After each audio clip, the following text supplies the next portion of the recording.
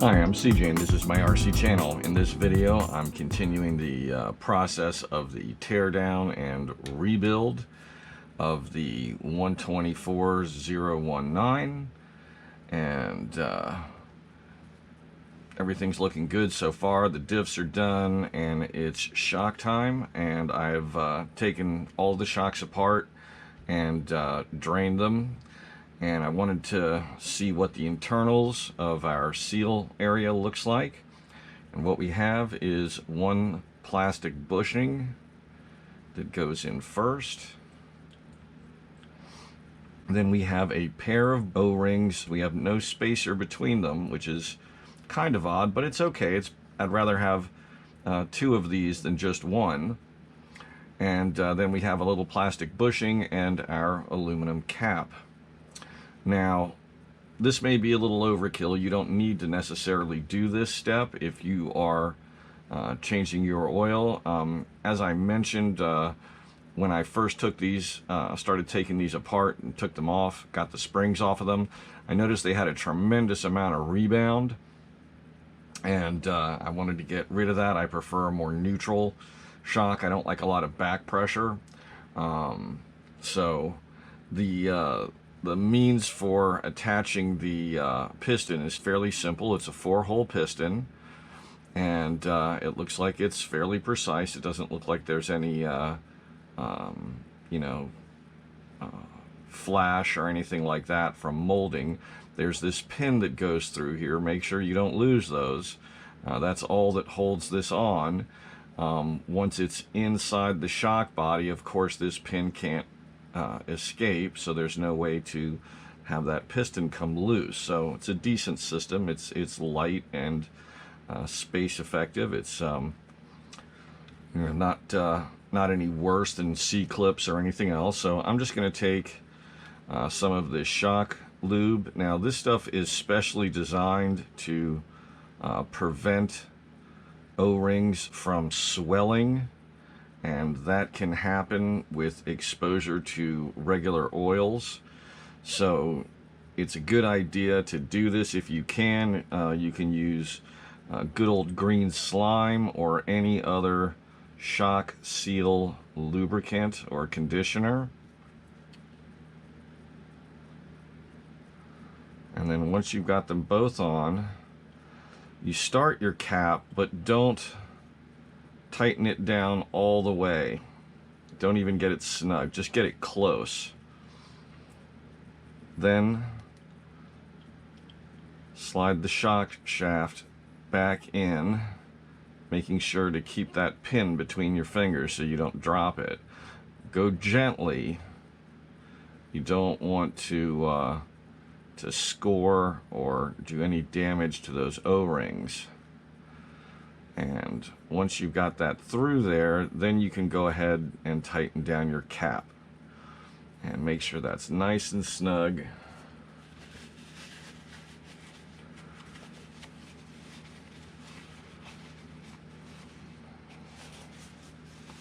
And then you're ready to continue the process, filling them up, putting on your bladders, screwing on the caps, the whole process. And I've gone through this before on more than a couple of occasions on shock builds. If you guys are interested, let me know in the comments, and maybe I'll put together a video on the different types of shocks. You've basically got emulsion and bladders. Emulsion, you've generally got a screw and a hole at the top of the shock cap. And what that does is it lets you bleed the excess fluid as you're doing your final assembly. And that's a system that does not use the bladders. There's a variety of tools you need, like shock pliers, and then there are shock balancing tools where you can basically compare one shock absorber directly against another as to how much rebound it has, and damping and such. The main thing that you want to make sure that you do is you make sure that they are the same length. And you can't just do that by eyeing up the bottom of the plastic piece here with the top of the threads. What you want to do is, once you have them all assembled, you want to take a calipers, and you really can't do this with a ruler. And I'll just demonstrate quickly. The reason you can't do this with a ruler is because you don't have the ends, the points on that you do with a caliper, where you can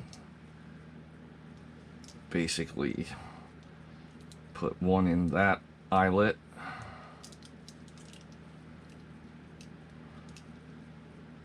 and then one in this eyelet, and then you see what the max stroke is.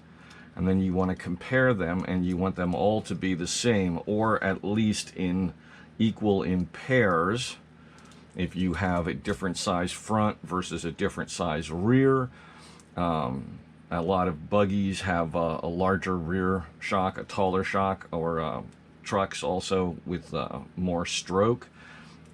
You want to be able to make those equal in pairs in length.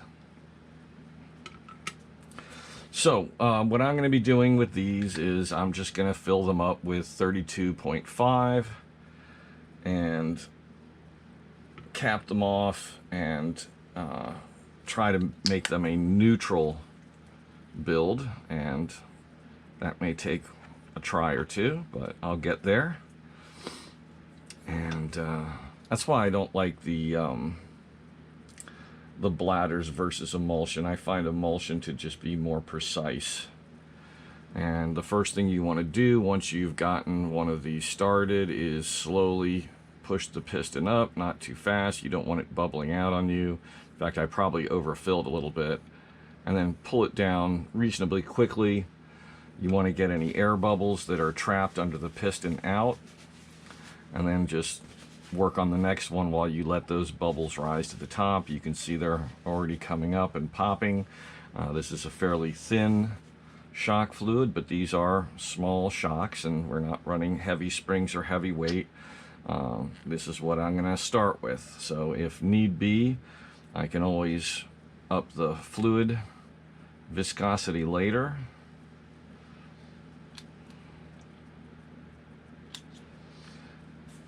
So I'm just going to repeat the process you just saw of cleaning the shock fluid off of these parts here, lubing them up with the shock seal conditioner, and then reassembling them. And I'm going to basically do this for all four, and then it'll be time to cap. So I'm not going to waste time showing you that whole process. I'll go ahead and show you just the bladder process. Once you've got the shock, you know, full right near the top, you go ahead and you slide on your bladder, and then we're going to put on our cap.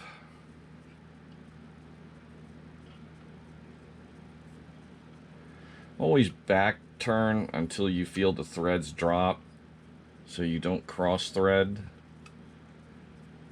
Even when you're using metal caps on metal, you don't want to risk that.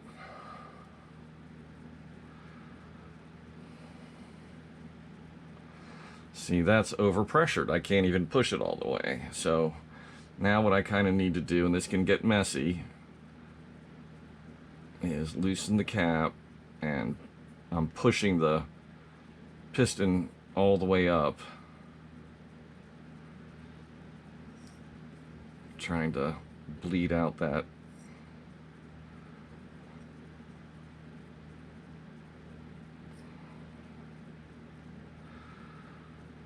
the excess oil from the bladder there.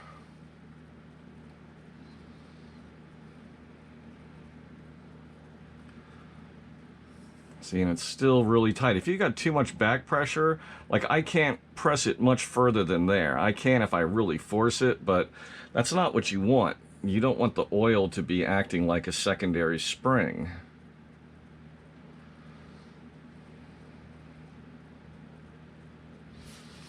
I'm going to try dabbing off a little fluid.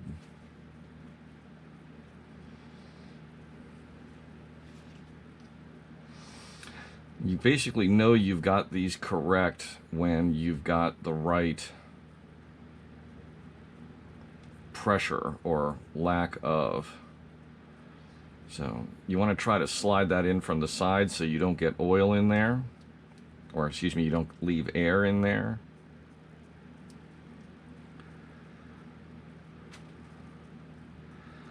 But this kind of becomes a trial and error.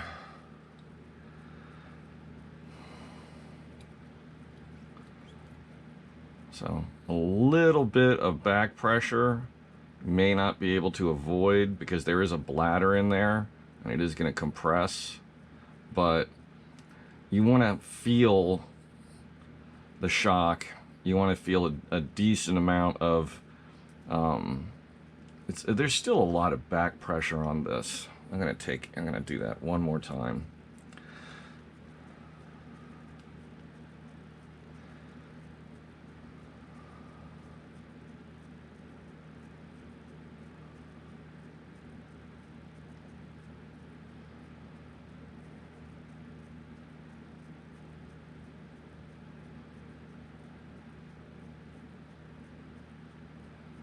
Might be good to just try compressing this near the top. There's a lot of bubbles in there. I may need to wait a minute.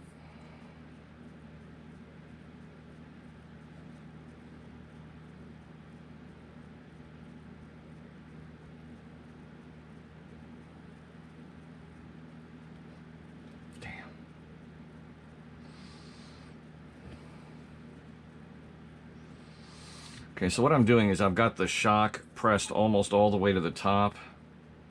I'm going to slide the bladder on like that, kind of squeezing out the excess. And now I'm keeping my finger underneath so the piston doesn't drop on me.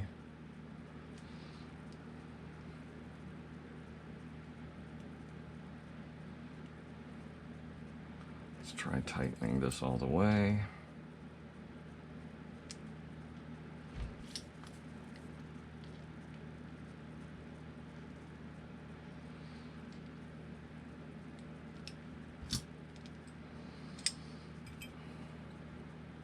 So we still get a little rebound, not a full stroke. And once you pump it up, you're getting a good bit of resistance in versus in and out. You want it to be slow going both directions. That means that you're getting the right amount of shock action. So this is my baseline. I'm going to compare the others to this and try to make them all feel the same way.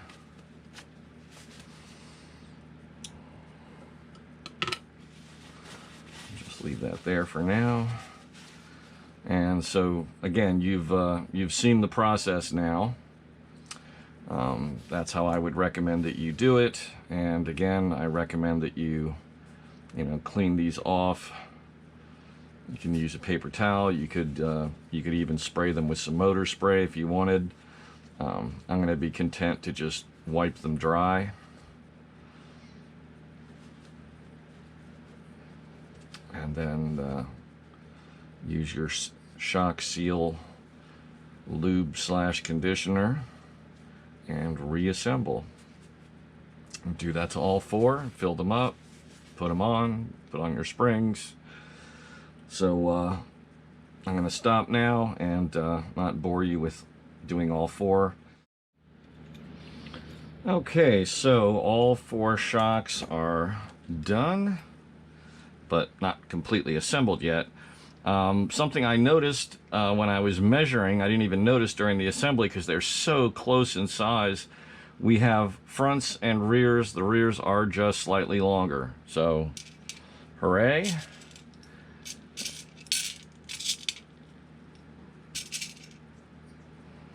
The springs are all the same size. So since the springs are the same length, we are going to add more preload because the shocks are longer, but the springs aren't. So a little bit of rear preload to make the springs at least equal. Now the rear is probably a little heavier. The motor is in the rear.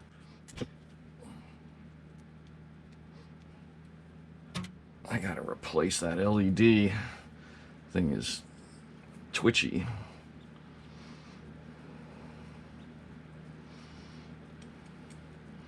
So everything is good now. Let me just refresh my memory on the difference.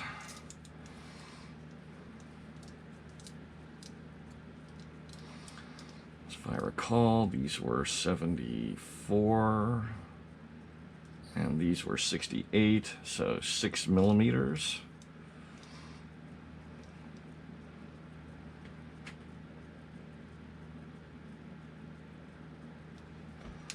So we'll start with by just setting them up equal. We'll give the two rears 6 millimeters of preload, and that'll be our starting point.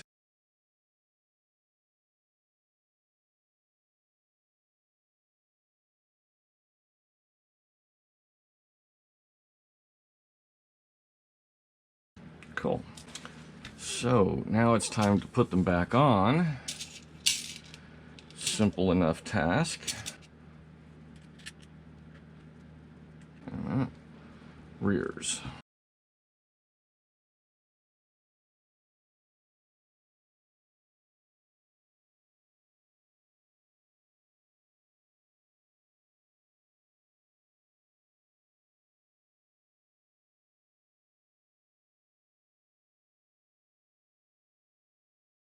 The screws could be shorter by several millimeters. Maybe I'll swap them out later.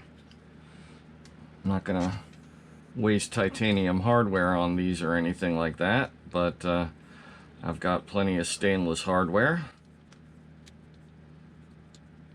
You know, in fact, as long as I'm right here. Let's see. Unfortunately, I think the size I need here, I've only got one. Might just have to go with regular steel. Yep, that is shorter. Let me see if I got some regulars. Okay, these are... yeah, those are going to be better. There's no point in having all that extra bolt sticking out there. It's a good thing to scratch yourself on, or at the very least, it's just extra weight. I never really checked out those towers to see if they were aluminum or steel.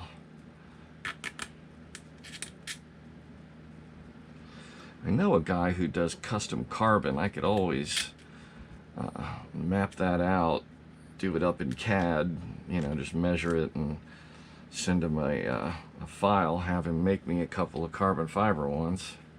Not that it's really necessary for this car, just, you know, always tinkering.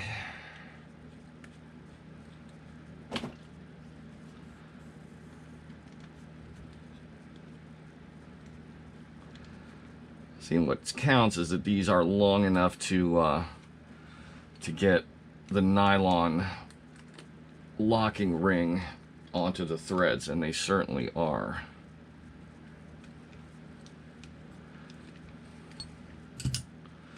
Also, I don't know why I was using a Phillips head on those. Those are kind of Allen heads.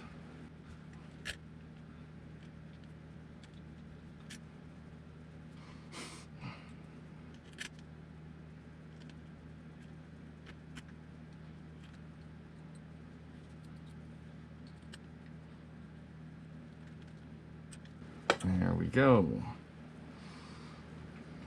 So I can set aside those old long ones for the rear as well.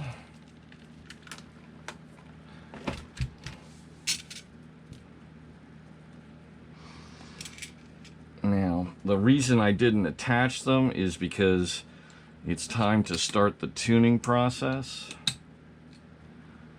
And I am missing there. Oh, I got them right here. And I'm going to start by putting this on a tuning board, and we're going to adjust those droop screws. And I'm going to show you how that's done.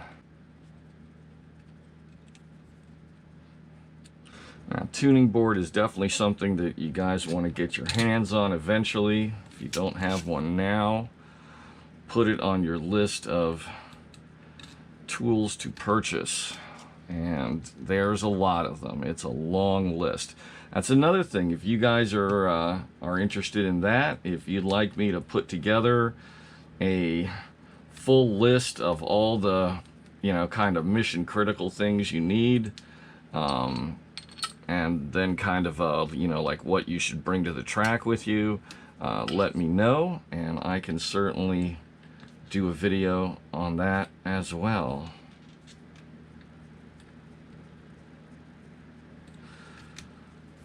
Okay, so I'm going to pause up for a second. I'm going to get the tuning board. I'm going to move some things around, get the various things that I need for that process, and we'll get going. Okay, I thought I'd show you a few different tuning tools.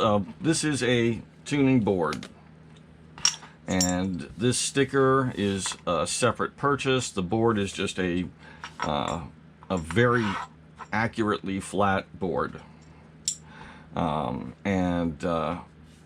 This sticker is by Hoodie, of course, as you can see, and as you can see also from the sticker, the board is too.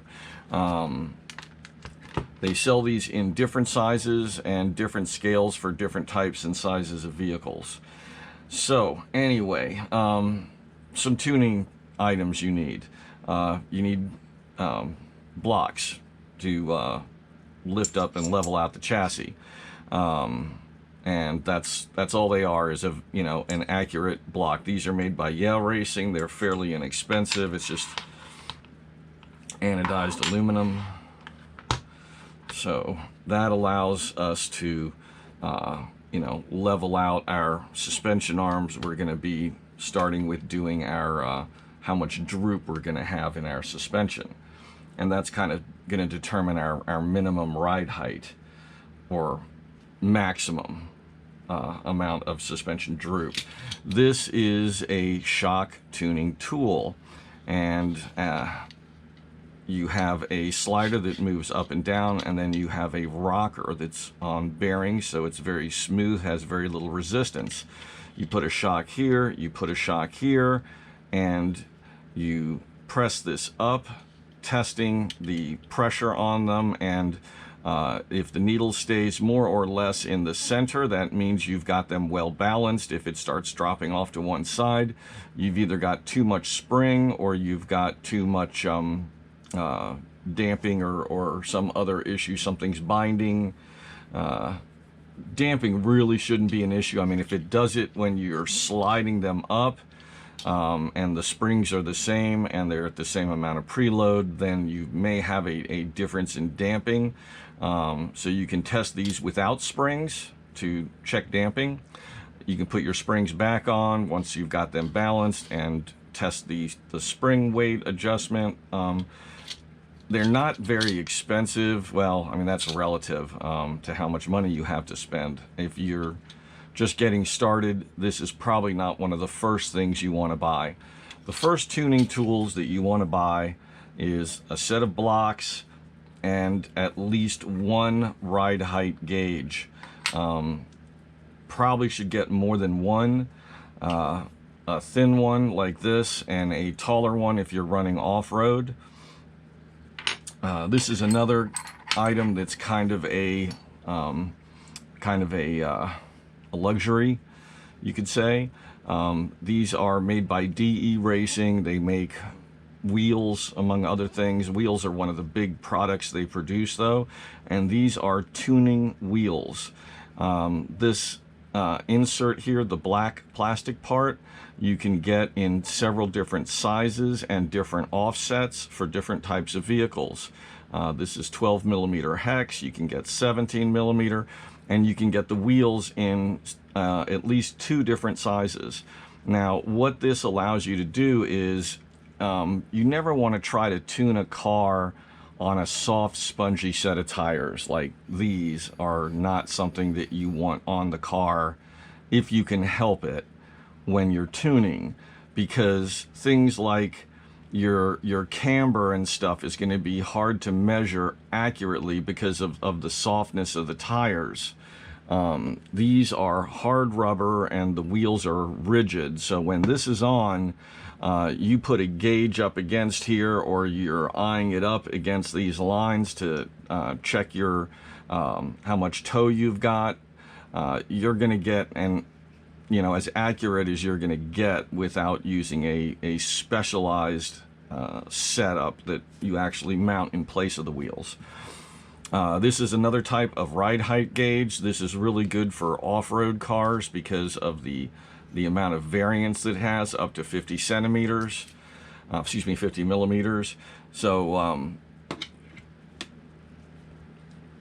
and it also allows you to reach under the car. Some cars, the chassis pan has upward bent edges, and it's hard to get a reading on it easily, whereas with this you can just slide it under the chassis, and if it's, if you can move it in and out without moving the car, and it's just touching, then you're in business. Things like that. So, but a pair of blocks and ride height gauges are the main things you want, and the ride height gauges are the first things you need. Certain types of cars you can get away without the blocks, because some cars don't even have droop screws, so it's not really a factor. At the same time, that's a good way to check your shocks, that they're lengthened properly and they're adjusted right, is that if you've got this thing up and the shocks are attached, if the height, let's say under these hexes, is the same on both sides, then your shocks are, as very close to being the exact length. If there's a difference in height, then you've got to go looking for what's causing that variance. So anyway, let's go ahead and adjust our droop. Now, right now, I've got this set up with there's not a lot of droop. I've got these screws in here pretty far, so I probably want to lower both of these arms a bit. Now let's say I was setting this up for speed runs. I would want to run these up even further. I would want to be lowering the pan instead of raising it, and then likewise adding a lot more preload. Another thing I could do is put limiters in the shocks.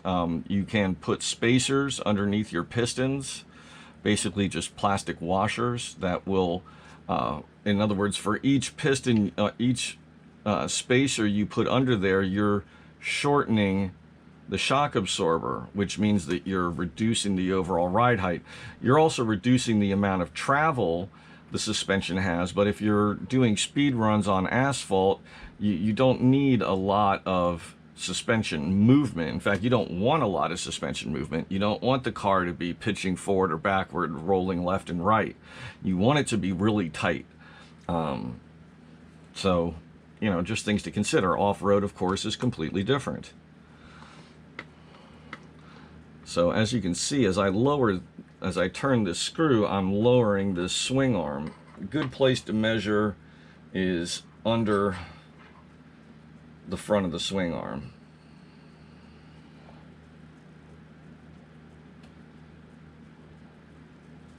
So now I would want to repeat that over here if that's the measurement I'm going for. And since this is, a car that I don't have any setups for, I have no idea where it's going to handle well as far as settings.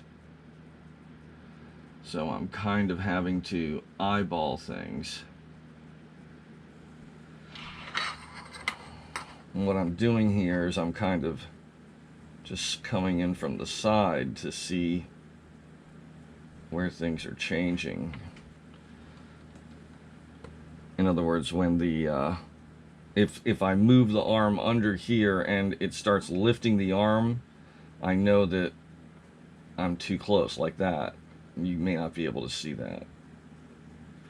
So that's pretty equal up front. Another way to measure that is measuring under the hexes. Turn the hex so it's flat on top, which means it's going to be flat on the bottom. And it looks like we're about 7 there.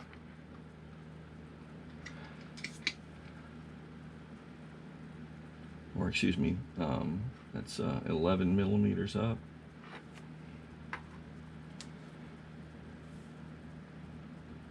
Yep. Okay. So both of these should probably come up a little bit.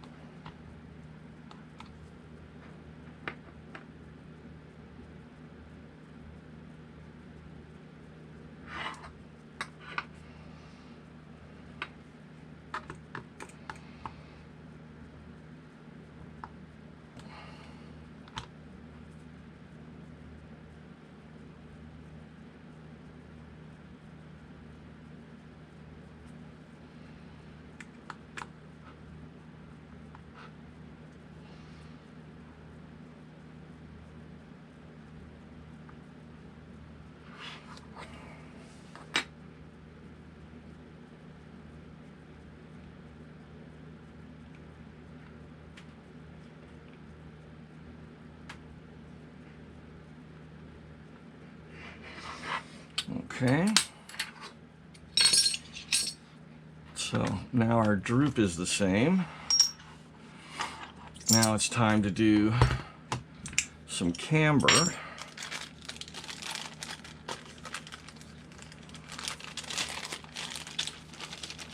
And I could do that with wheels, or I could do that with these guys. This is a fairly inexpensive tuning setup. I forget where I purchased these or who I ordered them from online, but they're going to allow me to very accurately adjust camber. And what I need is going to be, I'm going to need to use the stock wheel nuts because these don't fit. Which is no big deal.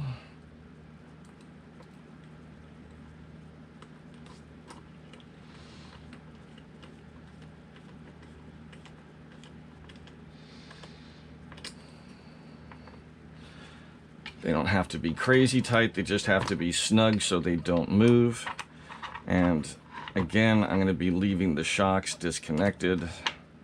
There's no real need for them to be attached during this process. Well, that's not totally true. I really should have this at ride height, but since I don't even know what that is, I'll go ahead and hook them up here in just a second.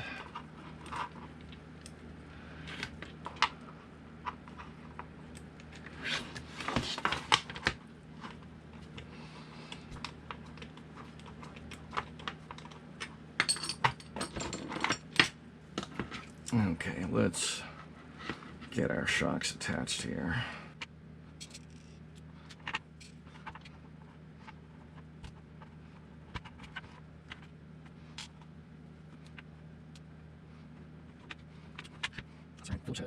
You know what? I'm going to replace those with Allen heads as well as long as I'm here. Let's see how long these are. Okay. I have found 4 Allen head bolts in the correct size.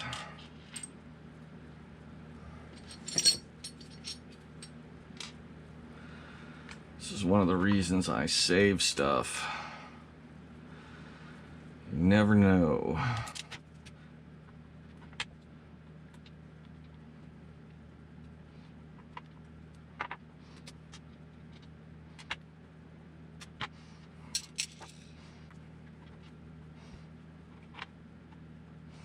Okay, let's do the fronts.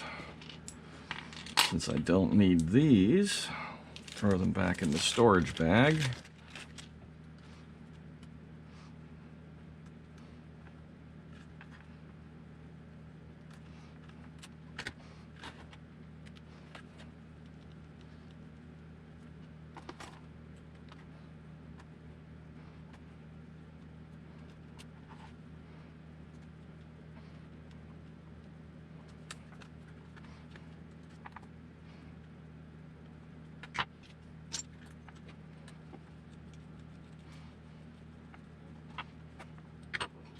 That's weird. This one, yeah, this is the one they put all that Loctite on. I just need to clean that out. Just exactly a knife will do.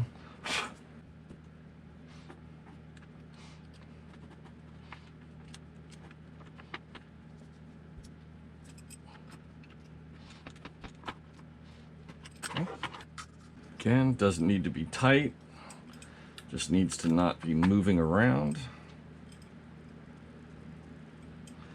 This one also had a lot in it. Why they would put Loctite on a bolt that has a nylon locking ring?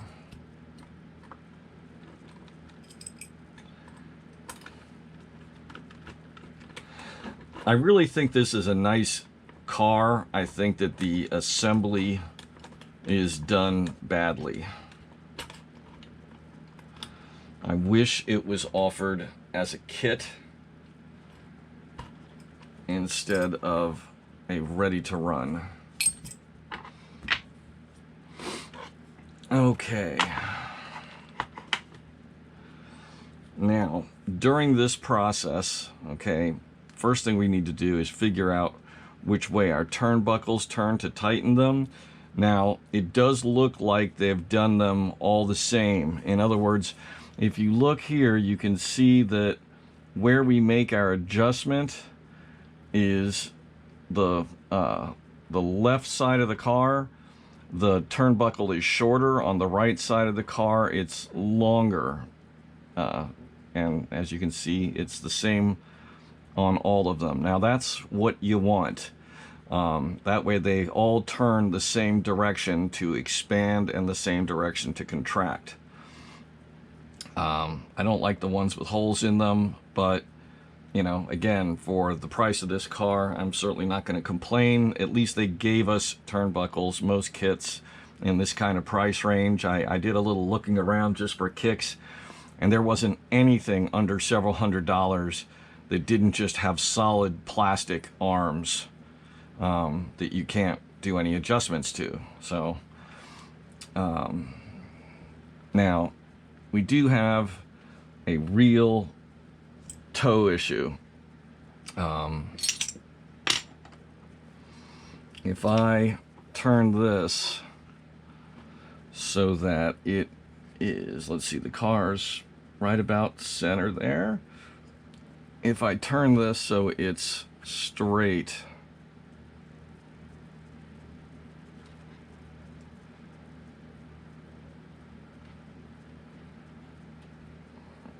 let's see, close to straight.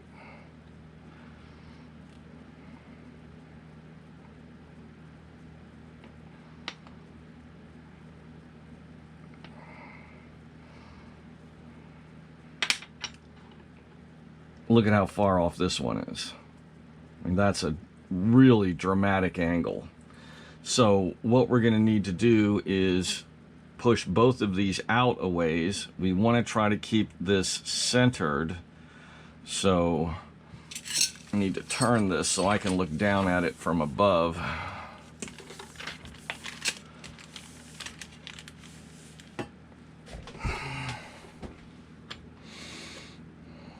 So if the servo's in its centermost position, this one is off the most, but we're going to want to adjust them both. So they both need to expand to turn the tires towards each other. I am going to run with a little bit of either toe in or right about zero until I get the feel for this car. If there's a little bit of toe out, you get quicker turn in, but again, that can make the car twitchy, or it kind of is by definition, and so you kind of don't want that. Now there's another adjustment that we need to make, and this is another essential tool that you're going to need, which is a camber gauge. Now these wheels should have a little bit of negative camber front and rear. The rears look like they are pretty decently adjusted. They look like they're about -1 degree.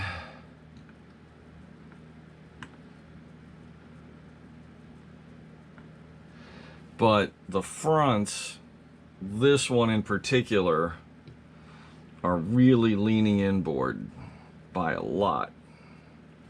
And I mean, that's just way too much. Let me try to get a bead on that.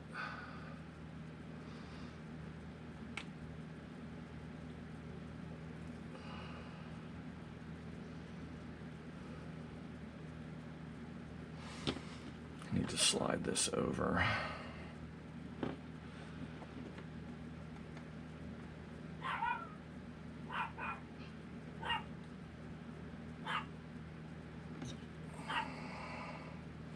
So about -5 degrees, that's way too aggressive.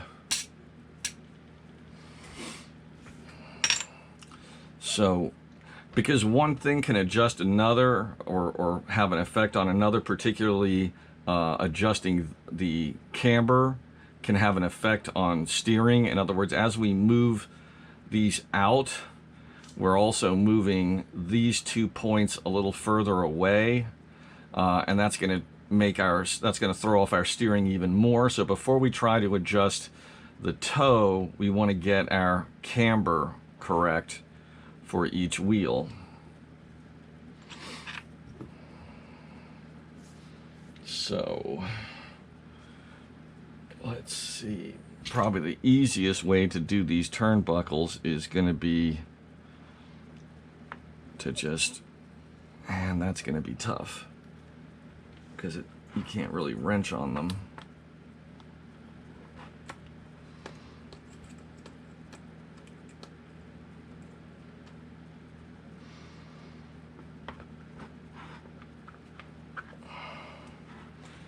Let me see if I've got an old Allen wrench. An L wrench might make this. See, with the L wrench, I can put it in here and I can turn like this, but I've got to first figure out, I think I'm tightening this way. Let's try going outward this way, and let's see if we go outwards.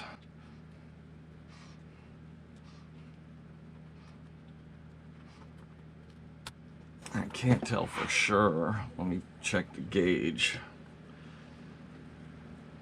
Yeah, this looks like we're going in the right direction. Definitely going in the right direction. Okay, so for those of you to expand them or loosen them, you want to turn rear to front. So I'm going to set this for -1. And it looks like I've gone a little too far already. That was quick.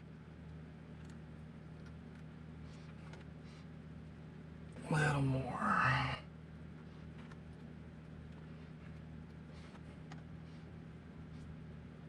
Just a hair. Okay, good.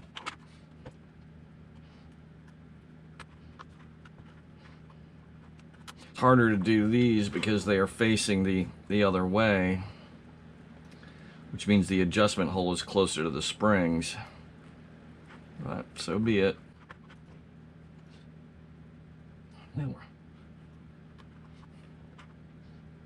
Good.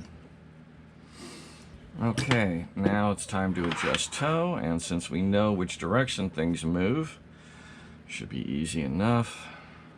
See, as you can see, the toe is even more pronounced now that I've made those adjustments.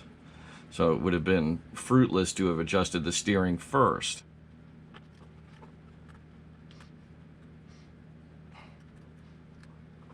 And remember, we want to be checking our servo as we're doing this, because we don't want to. We want to have this. We want to adjust this for a centered steering position. So make sure the servo's straight up and down. Yes, we're still way too far out.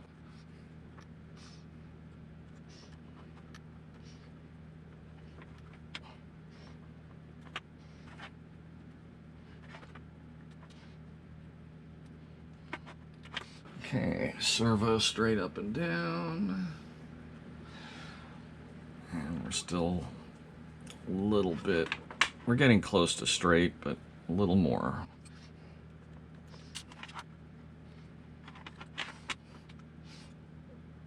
Okay, that's pretty good. We'll start with that and continue to work this other one. We'll look from above.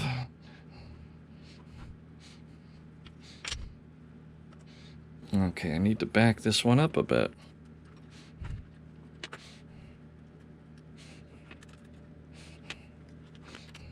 Okay, servo looks right up and down, and pretty close to 0 on that. Maybe a little bit of toe in. No, still toed out.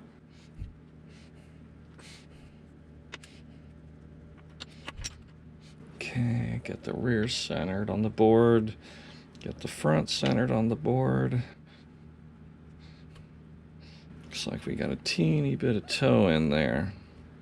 I think I can live with that for first runs.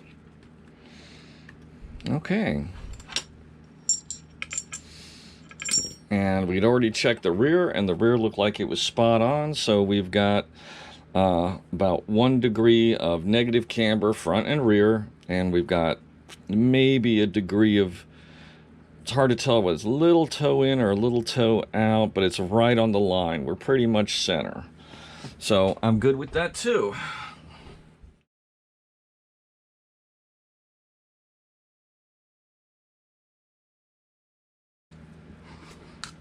Okay, now before we can do things like really check ride height, we've got to have the car at least mostly together. We can have it with the body off, but without the battery and the speed control, we're not going to have the full weight, so we're not going to really know where the body's going to sag to.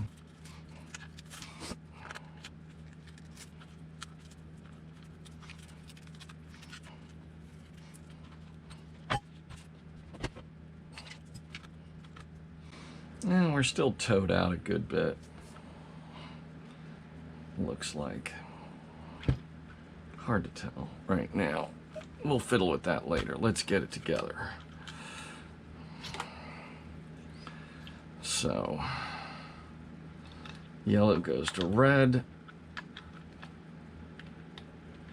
and black goes to blue. Question is, we don't want to be hitting the drive shaft.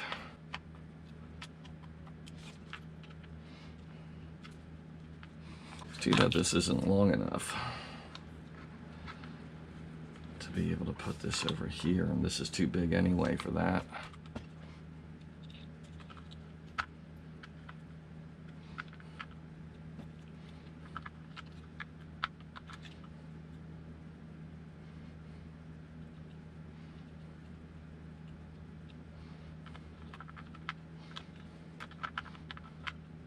I don't want these wires pressing the body up again.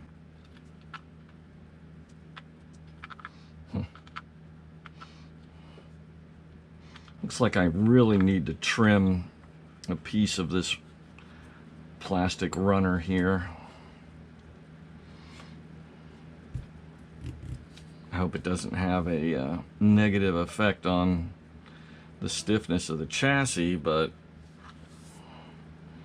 I think I need to do it. Let's see, how far do we need to go? Looks like if I just go right to the edge of this runner here, I'll be okay.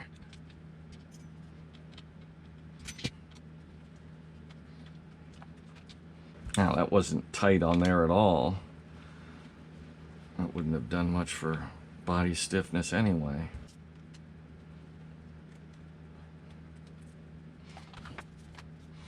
Okay, I'm going to pause up and trim this. Back in a moment. So that's where I have trimmed it, and it seems to make a huge difference in how this gets positioned and where it's going to go. So let me go ahead and anchor this up. This plastic is so soft, there's no way it's really influencing the stiffness of the chassis, so I wouldn't worry about it. You could take them off altogether and probably never notice the difference.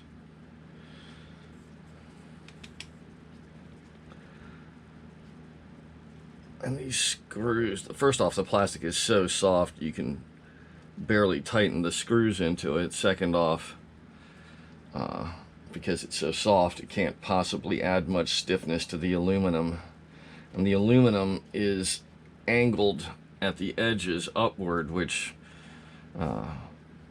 definitely is going to stiffen things up all on its own.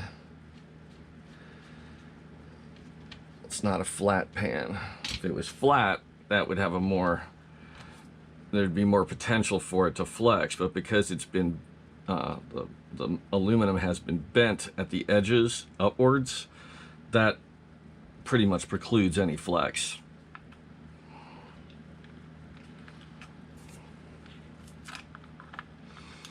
So now I can two-sided tape this down. I don't have to worry about it. It's not going to touch the drive shaft. This is going to go away anyway, so I'm not really, don't need to really worry about a permanent solution there. I'm gonna do something real quick. It's just like a neatness issue here. I'm gonna put the yellow wire in between the red and the black, so the red and the black can kind of come over this way more easily.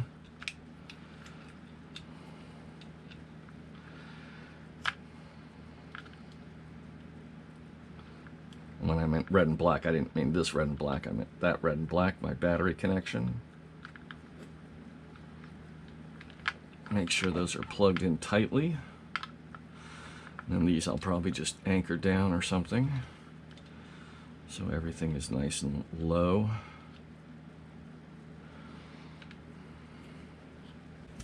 I'll get some two-sided tape.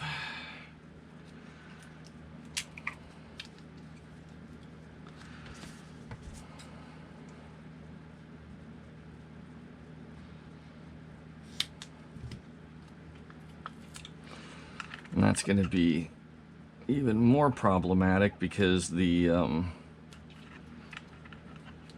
surface isn't flat that I'm mounting to. Let me scrape off this extra tape here.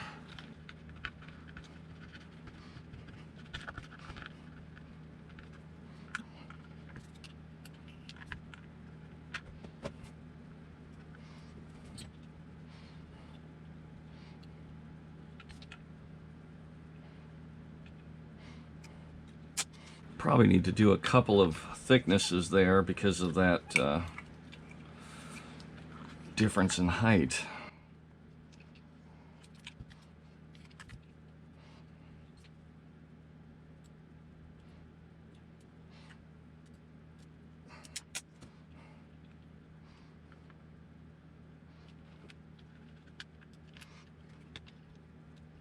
There we go.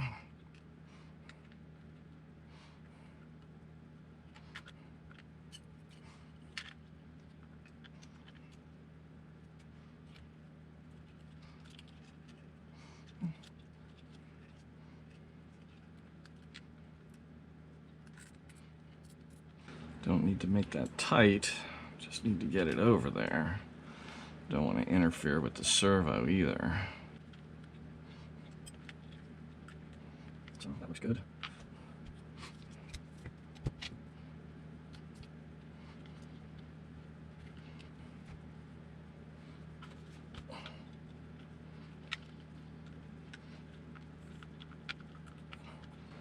I'm going to flip the battery.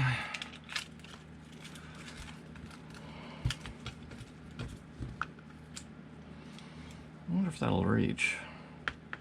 Yeah, that's better.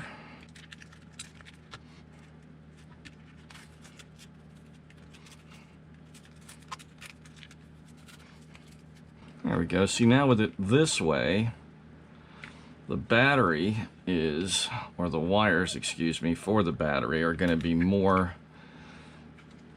under the canopy.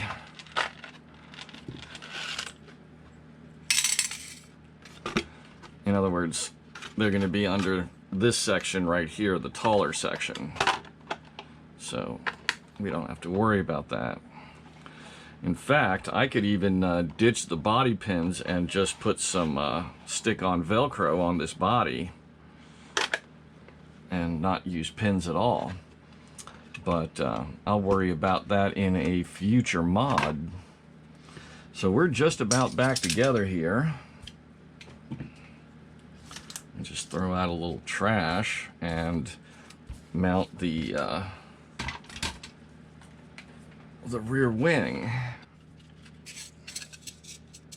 Now we have two pairs of screws, two that are slightly longer. The slightly longer ones are going to go down here from this side. They both go from this side, but the longer pair is actually, the longer pair goes from the rear, and it goes through the metal and into this plastic here. It's our second pair of bolts that hold up our shock towers. And the other pair comes in from this side to anchor the top of the shock tower.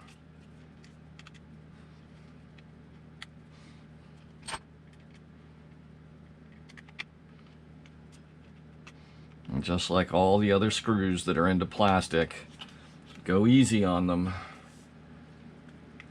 2 fingers on the screwdriver when you're tightening it.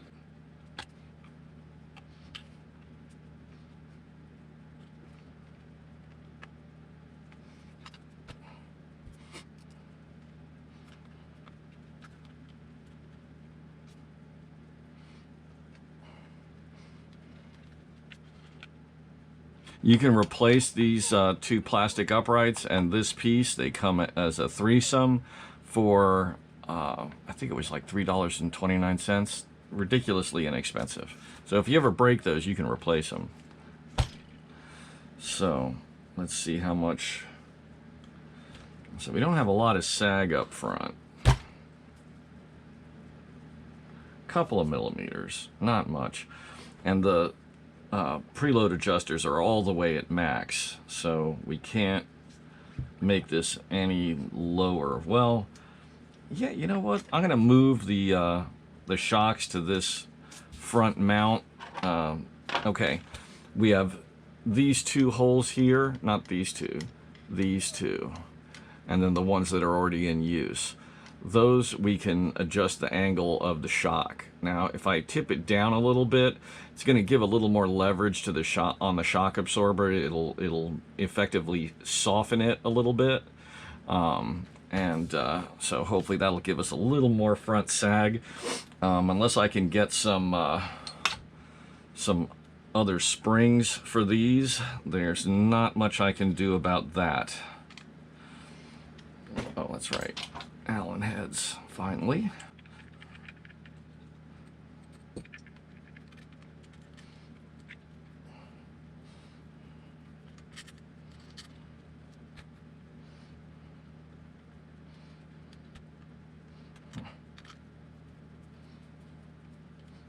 That was a little looser. There we go.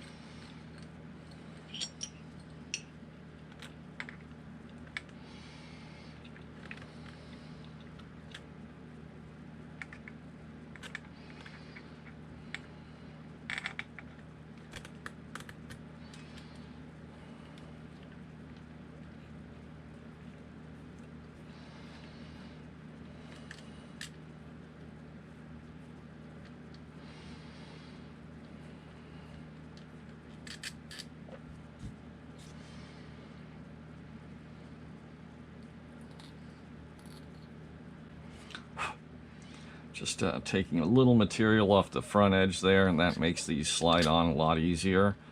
That way you don't have to pry the shock out of line as hard to try to get it onto the shock screw.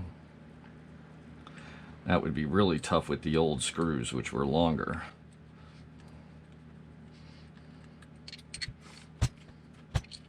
Good. So we got the front end down a little bit. Rear end's pretty high. Okay, I need to bring the board back up here real quick.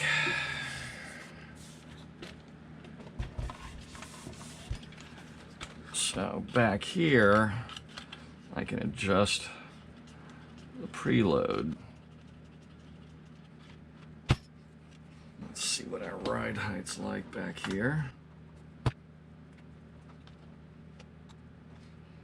We've got about 18 or 19 millimeters. It's pretty high for a car this scale. Okay, and their front, we're doing about the same, a little lower. Now, since I can't lower the front anymore right now without getting new springs or making some other kind of change, I'm going to leave the back end where I've got it. The car's riding about level. Front end and rear end feel about the same as far as how soft they are. So I think I'm going to call it done. I don't think I've forgotten anything. Camber, front and rear.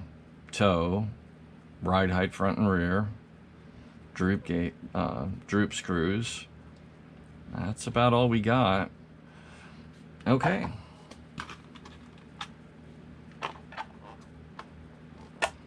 Well, I hope you've enjoyed this video. This is certainly not the last. You're going to see a video of me driving this very shortly.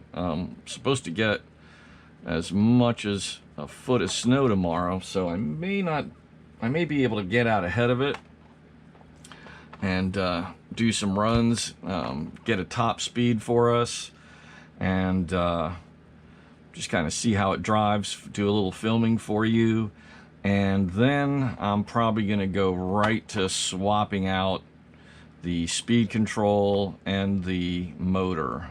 I don't see any reason to, well, wait, I can't. I gotta wait for those for that motor mount to come in. I gotta wait for the easy out so I can get that strip screw out. So there's not too much I can do right away other than just drive it and have some fun with it, which I'm happy to do. We'll pick this up in the next video with a driving video and what my thoughts are on it, and how fast it can go straight out. And then we will move on to motor swap. The first motor swap is going to be another brushed motor. I think it's going to be a faster motor. I don't know how many turns this is, so I can't be sure. I'm guessing it's above 21. I'm putting in a 12.5 turn. Should be a pretty hot motor, and a better ESC than this. It's a standalone ESC. Hopefully it'll give us some options. And I'm going to be putting in a receiver to go with my regular radio, and that will allow me to do things like add exponential, so that the steering won't be so twitchy. It'll be easier to control the car, especially at high speeds, and then we will move forward. Now, don't forget to comment about speed runs. Do you want me to see how fast I can make this thing go? In other words, I might try putting in a much hotter motor, a brushed motor, maybe even a 3S battery, and put a very aerodynamic, low to the ground speed body on this. Lower the suspension, put some spacers in the front springs, bring the pan down nice and low to the ground, and really see what we can make this thing do as far as top speeds. So let me know if that's something you're interested in seeing, and if you are, great. I want to see some votes. So comment, guys, and don't forget to subscribe. A lot more of you have been subscribing recently, and I really appreciate that. You know, please tell your friends, anybody you know who's into RC, ask them to log in for a minute, watch a few videos, and tell me what kind of cars you want to see. Tell me what kind of planes you want to see. I hope you enjoyed this video. Please click like and please subscribe to my channel.